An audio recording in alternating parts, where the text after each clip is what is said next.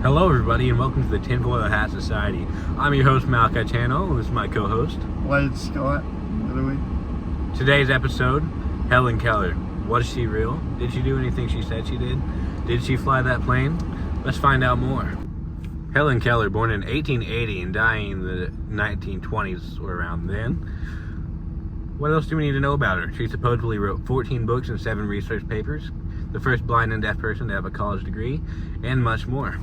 And she supposedly flew a plane. That's right, she did mention flying a plane, as well as many other strange things that just don't seem to add up. You see, Hellen Keller became deaf and blind at only 19 months old due to a mysterious illness that has still not been named. And there's many other factors about her life that just don't seem to be coincidences. What do you think? Well, as someone who has advocated for disabled rights in the past, I don't argue with the fact that disabled people can do spectacular things, but it just stands to reason that the concepts that people like to bring up about her, the things that she hypothetically did, just don't stand to reason. I completely agree.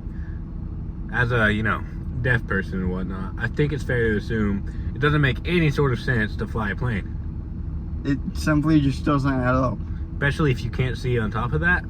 What are you doing? If anything, she sat in that cockpit and made the news that way. That's the only way. I mean, there's hypothetical video evidence, but with the rapid growth and development of AI generation, who knows if that's truly the reality that we live in. I mean, how did she even get through college in the first place? Not that I'm ableist or anything, but she couldn't speak, see, or hear. And she has a full college degree? And we have to remember that time period we are in, ladies and gentlemen. This isn't the modern day 2024 where thousands of developments have been made. No, this is the olden days. The olden days. Alright, bud. Now, a quick Google search of Hellen Keller reveals a lot of interesting facts, one of which the FBI surveilled her most of her adult life. Now, is this just because she was a prominent public figure, or is there more involved? I simply just don't think that there's more going on than what lies behind the surface. Well, do tell. Well, simply, why would this deaf and blind lady just be under constant surveillance from the FBI? I mean, true, even if she was a public figure, not all public figures are constantly under watch of the FBI. Think Kanye West or Tyler the Creator or any other famous person in any realm of existence. There is no way that they're just being constantly watched over the FBI 24/7. So what did this blind and deaf lady do in her lifespan that made her so relevant that she needed to be watched constantly? That's right.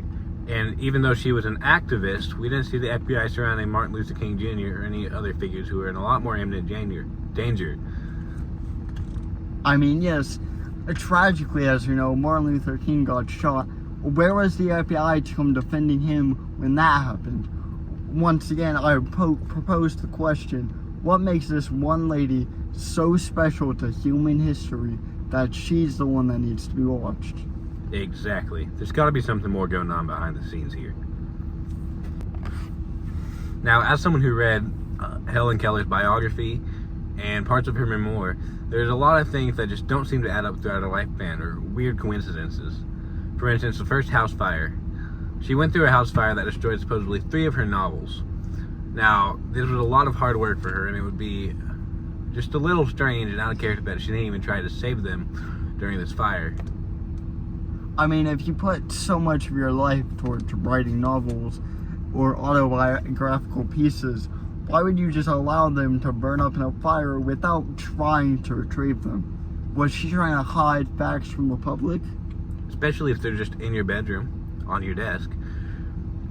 And another thing that would be an interesting limitation here, the Braille system was relatively new around the time that Hellen Keller was starting to learn and communicate. So the way that she could write entire books in Braille and then have them, someone else, paid or unpaid, who knows, translate this all to English for the public, seems hard to believe.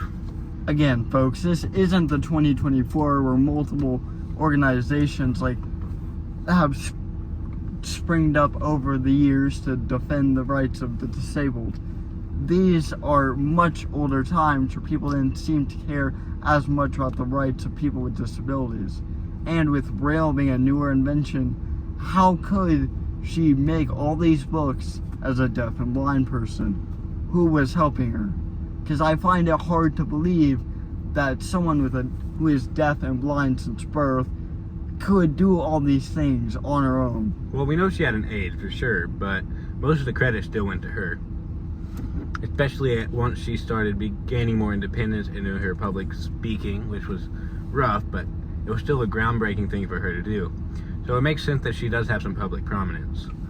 Now, we want you to understand we have nothing against the disabled community. We're both disabled ourselves, but we do find some of the coincidences in Helen Keller's life story to be a little out of the ordinary and unusual.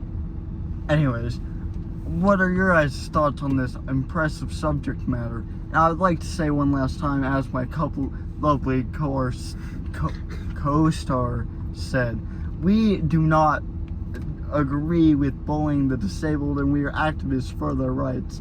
But simply, once again, there's just too many inconveniences in the case.